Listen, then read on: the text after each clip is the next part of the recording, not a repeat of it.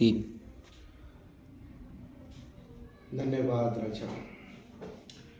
आज माझ्या मनामध्ये एक चांगला विचार आलेला आहे. तो विचार असा आहे, भारत देशामध्ये बऱ्याच काही गोष्टी शेतकऱ्यांच्या मनाविरुद्ध घडत आहेत. शेतकरी आज परेशान आहे. शेतीमालाला भाव नाही. शेतकऱ्यांचे लेकरं शिकून नोकऱ्या लागत नाहीत. शेतमजूर आहे. शेतमजुऱ्याचं सगळं वातावरण त्यांच्या शेतमजुरावरच असतं. शेतात गेलं तर काम नाही, घरी आलं तर घरामध्ये धान्य नाही. अशी शेतकऱ्याची आणि शेतमजुराची बिकट परिस्थिती झालेली आहे. आणि म्हणून शेतकऱ्यासाठी विशेष आपण प्रार्थना केली पाहिजे.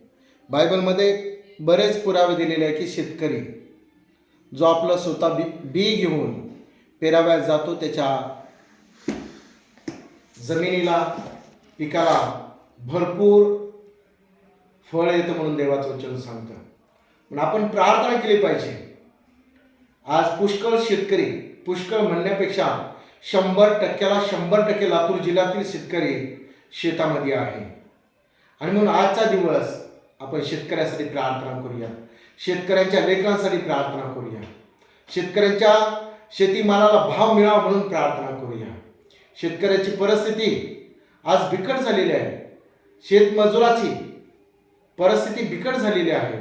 पण त्याच्यासाठी आपण प्रार्थना करूया. देवबाप नक्कीच या प्रार्थनेचं उत्तर देणार आणि येणारा काळ शेतकऱ्यासाठी चांगला आणि चांगला असणार.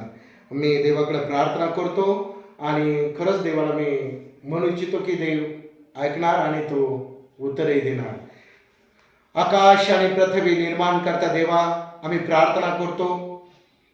लातूर जिल्हा, मराठवाडा, महाराष्ट्र आणि संपूर्ण भारत देश, जिथं कुठं राजा शेती उत्पन्न करण्यासाठी गावातील शेतकरी, प्रत्येक गावातील, प्रत्येक शहरातील शेतकरी आज शेताच्या बाहेर आपला माल आणून ठेवतो आणि ज्यावेळेस शेतीमालाला भाव लागण्यासाठी वाट पाहतो.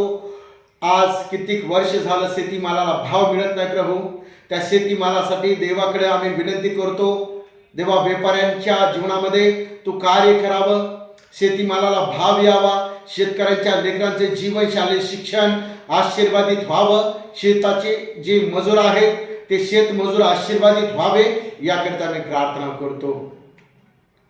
आज शेतकरी परेशान आहे.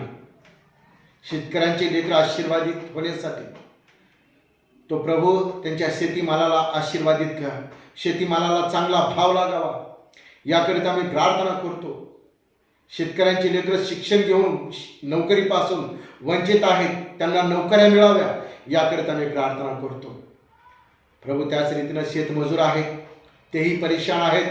त्यांचं घर कुटुंब तू आशीर्वादित कर, त्यांचे मुलाबाळा तू आशीर्वादित कर.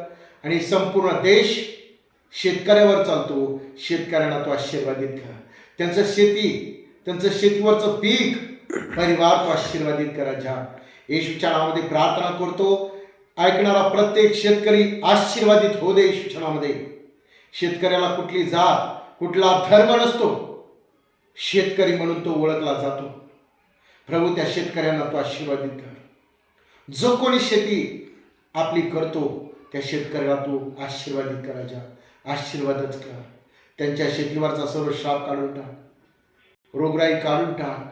त्यांच्या घरामध्ये भरपुरीचा माल येऊ दे, त्या मालाला भरपुरीची किंमत लागू दे आणि प्रशंसा तुला एकट्याला देऊन प्रार्थना धन्यतारक जगउद्धारक पवित्र येशूच्या नावात करतो म्हणून ऐक स्वर्गातील बापा.